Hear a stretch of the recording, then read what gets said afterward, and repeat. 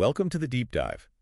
Today our mission is to cut through all the noise of cyclical politics and really look at the foundation of the U.S. sovereign order. And our sources are, well, they're unanimous on this. This isn't just a tough year we're talking about. No, this is what they're calling a structural phase transition. And one that's triggering a global Western systemic cascade. Okay, so let's ground this with some actual metrics. We'll start with the Sovereign Stability Assessment Framework, the SSAF. Right. It's sitting at 73 out of 100. Which means advanced systemic instability. But the one that really gets me is the Narrative Dissonance Index, the NDI. Oh, absolutely. It's at a critical 9.1 out of 10. And that index, it just tracks the gap between the official government story and what people are actually experiencing. A score that high tells you the system is running on a narrative, this golden age idea, that basically no one believes anymore. So let's unpack that. What specific domestic fractures are behind a score like 73 out of 100? It all starts with the economy. The sources call it the K-shaped trap. Okay, so a K-shape. What does that mean? Well, you see headline GDP growth, but it's all coming from this tiny, capital-intensive macroeconomic superstructure. So things like AI infrastructure, defense tech, energy extraction, the big stuff. Exactly. Those sectors are booming. But that growth is a facade. It's masking the decay of the foundational substructure. The parts of the economy where most people actually live and work. Precisely. Construction, retail, services, and especially agriculture. It's unraveling. And you see it in the consumer data, right? Unemployment's at 4.4%, but initiatives like Operation Swamp Sweep. Those aggressive deportation efforts have created these huge labor supply shocks, particularly in farming. It drives up costs for everyone. And at the same time, household debt just broke a new record. $18.59 trillion. With delinquency rates on car loans and credit cards just soaring. This economic instability, it feels like it's leading directly to political instability.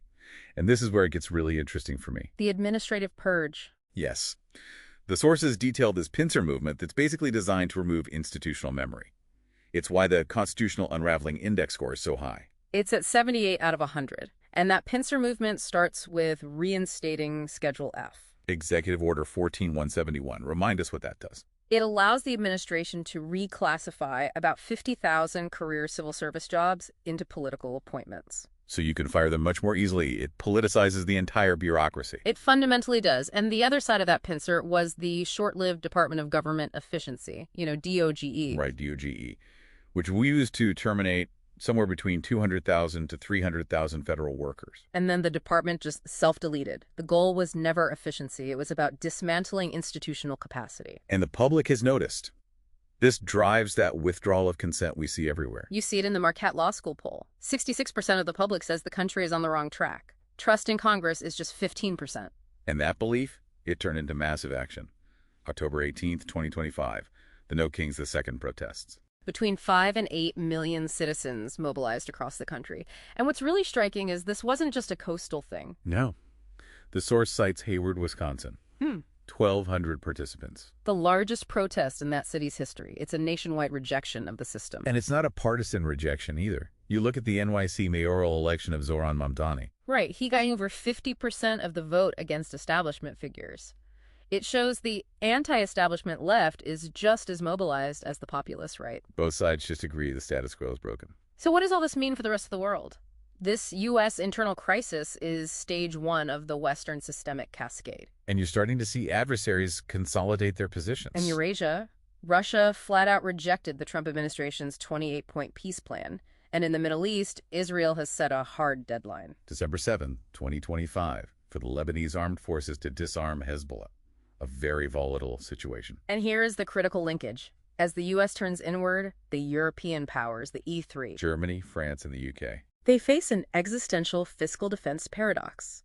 Their defense spending surged to $693 billion in 2024. But to keep funding that defense, they have to make huge cuts to their own social welfare programs. Which then triggers their own domestic populist surges. It's a vicious cycle. The source synthesizes all of this with a high collapse risk score of 8.4 out of 10. Meaning the status quo is just untenable. We're heading for a new equilibrium, and there are really only two attractors on the table. Authoritarian stabilization or chaotic fragmentation. A terrifying crossroads for you to consider. The source frames this moment using what it calls the Goliath's curse. It suggests the U.S. shows the classic pathologies of a dying empire, where the decay is invisible until after it has occurred. So the final thought we'll leave you with from this deep dive is this. Were the No Kings II protests the moment the decay finally became undeniable?